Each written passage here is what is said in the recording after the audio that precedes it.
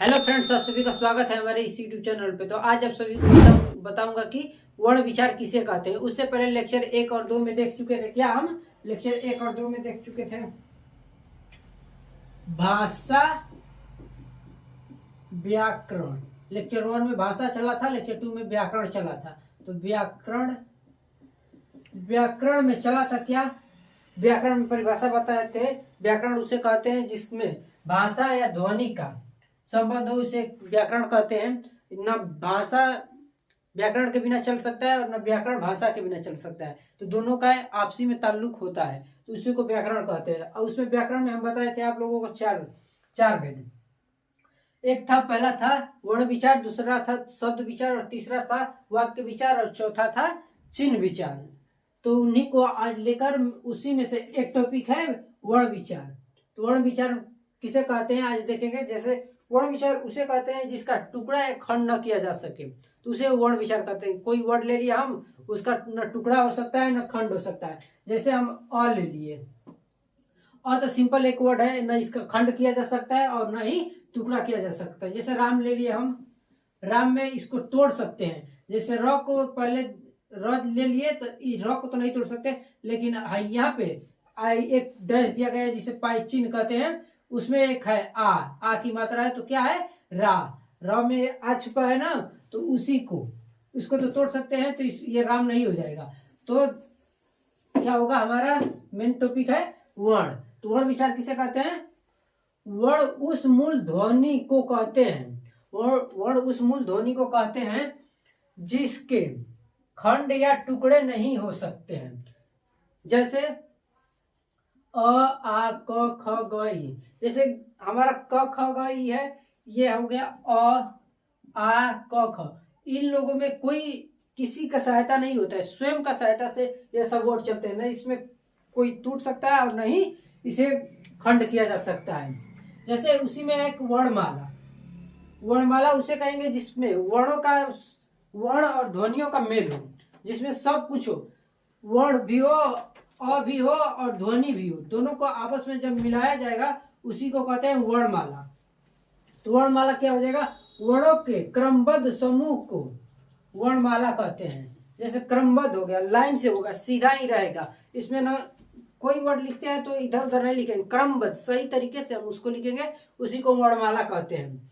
वर्णमाला हो गया। हिंदी वर्णमाला में 52 वर्ण या ध्वनियां प्रयुक्त होती हैं। मैंने बोला ना, ध्वनियां भी हो जाएगा, ध्वनि कहीं से बनेगा। वर्ण और ध्वनि जब तक नहीं रहेगा तब तक ले वर्णमाला नहीं बन सकता है। तो इसमें 52 ध्वनियां होती हैं, 52 वर्ण ध्वनियां होती है, जिसमें 13 हो जाता है आपका आ से। 13 क्या हो जाएगा? आपका अ हो जाता है, जिसमें एक री को छोड़ते हैं तो ऋषि री को छोड़ते हैं तो क्या रहता है? 12। ऋषि री को ले लेते हैं तो 13 हो जाता है। तो क्या हो जाएगा? 13 हो गया आ का। और 25 स्पर्श व्यंजन, 25 रहता है स्पर्श व्यंजन। 25 स्पर्श व्यंजन कौन कौन है? जैसे क से लेकर हो जाएगा आपका प तक 25 हो गया ना। क का हो गया, च का हो गया, ट आ त प हो गया 25।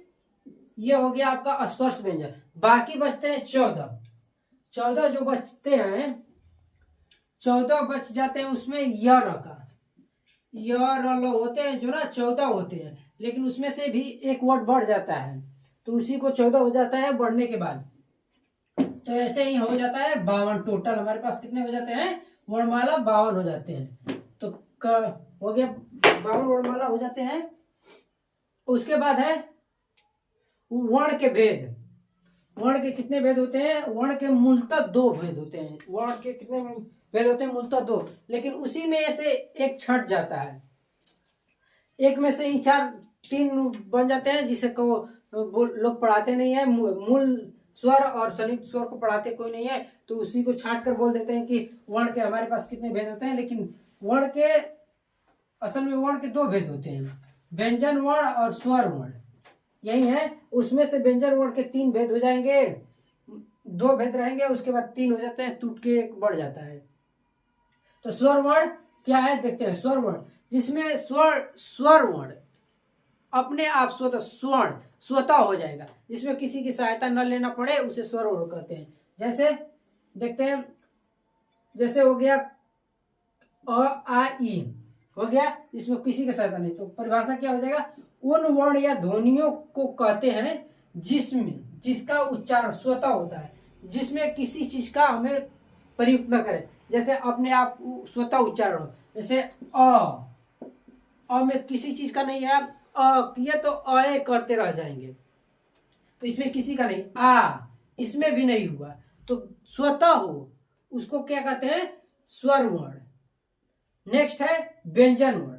व्यंजन वर्ण किसे कहते हैं, स्वर वर्ण की सहायता से जिस वर्ण का उच्चारण होता है उसे व्यंजन वर्ण कहते हैं। जैसे क ख ग, इसमें 33 होते हैं, क से इसमें वर्ण कितने होते हैं, 33 होते हैं, क से लेके ह तक हो जाते हैं। जैसे क लिखे तो क के लास्ट में आ रहा है क्या, क क्या आ जा रहा है, आ जा रहा है, तो इसी को कहते हैं व्यंजन वर्ण। अब चले आते हैं स्वर वर्ण के कितने भेद होते हैं। स्वर वर्ण के 2 भेद होते हैं। मूलतः लोग बता देंगे कि स्वर वर्ण के 3 भेद होते हैं, नहीं, 2 भेद होते हैं, उसी में से मूल स्वर जो होता है उसी का 3 भेद बन जाता है, तो इसमें होते हैं 2 भेद, मूल स्वर और संयुक्त स्वर। मूल स्वर उसे कहते हैं जिसमें किसी चीज का कोई सी का मतलब नहीं, एक ही वर्ड से बना रहेगा। जैसे हो गया अ हो गया, आ हो गया, इसमें किसी कोई वर्ड नहीं बना है, लेकिन संयुक्त में क्या होता है, 2 लोग के युक्त से बनता है। जैसे हम किसी भी वर्ड को ले लिया ना, उसमें 2 लोग हो जाए, जैसे अ ले लिए और प्लस ए ले लिए, तभी तो बनेगा ए। इसे जो बड़ा ए कहते हैं, इसे अ और प्लस ए से बनता है, तो हो जाता है ए, तो उसे कहते हैं संयुक्त स्वर। समझ में आ गया, संयुक्त स्वर। और उसी में से मूल स्वर में से अब निकल के आ जाता है ह्रस्व स्वर, दीर्घ स्वर, प्लुतु स्वर। इसी में इसका परिभाषा हो जाएगा क्या, ह्रस्व स्वर वह स्वर जिसमें कम से कम समय का उपयोग होता है, उसे ह्रस्व स्वर कहते हैं। जैसे आ हो गया। दीर्घ स्वर वह स्वर जिसमें ह्रस्व स्वर से अधिक समय लगे, उसे दीर्घ स्वर कहते हैं। जैसे आ, समय लग रहा है, अ तो कह दिए खत्म हो गया, आ बोले उसमें लगा ज्यादा समय, आ हो गया ये क्या, दीर्घ स्वर। अब आता है प्लुत स्वर। प्लुत स्वर किसे कहेंगे,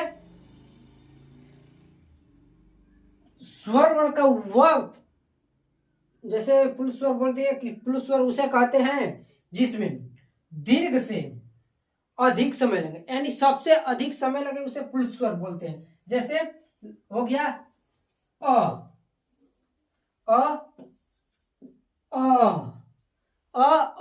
में अंतर हो जाता है, तो इसमें बहुत अधिक समय लग जाता है, तो इसी को क्या कहते हैं, प्लुत स्वर। अब उसमें आ जाता है व्यंजन स्वर के कितने भेद होते हैं। व्यंजन स्वर के 3 भेद होते हैं, जिसमें स्पर्श स्वर, अंत स्वर और ऊष्म स्वर।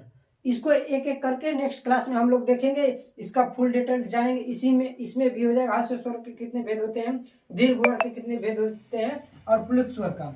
अब इसमें स्पर्श स्वर, जिसमें स्पर्श करके स्पर्श के द्वारा बताया जाता है, उसे स्पर्श व्यंजन कहते हैं। अस्त स्पर्श, उसमें 2 लोगों की सहायता होती है, ऊष्म का जो तीनों से मिलकर बनता है, उसे ऊष्म स्वर कहते हैं। तो हम लोग नेक्स्ट लेक्चर में, लेक्चर नंबर 4 में देखेंगे, इन दोनों का भेदों का भेद देखेंगे। जैसे वर्ण का भेद हो गया स्वर वर्ण और व्यंजन वर्ण, तो अब इनका भेद का भेद देखेंगे। जैसे ह्रस्व स्वर हो गया, दीर्घ स्वर हो गया, प्लुत स्वर। अब इनका भेद क्या हो जाएगा, उनको देखेंगे। जैसे अनुनाद स्वर हो गया, अनुनासिक स्वर हो गया, उसी का सब ये होता है मूल रूप। छोटे से छोटे खंड होते चले जाते हैं, उसी में वर्ण। उसके बाद आएगा वर्ण, उसके बाद खत्म हो जाएगा। अभी यानी एक आध लेक्चर और चलेगा, उसके बाद वर्ण खत्म हो जाएगा। तो आज के लिए बस इतना ही, मिलते हैं फिर नेक्स्ट क्लास में, जिसमें बता देंगे भेदों के भेद, यानी भेद के भेद कौन कौन है वो बता देंगे, चिन्ह भी बता देंगे, इसी में चिन्ह कहाँ पे कौन सा चिन्ह लगेगा ये भी हम बता देंगे। तो आज के लिए बस इतना ही, मिलते हैं नेक्स्ट क्लास में। ज्यादा से ज्यादा हमारे इस वीडियो को शेयर कर दीजिए कि आपका दोस्त भी हमारी इस क्लास को ज्वाइन कर सके।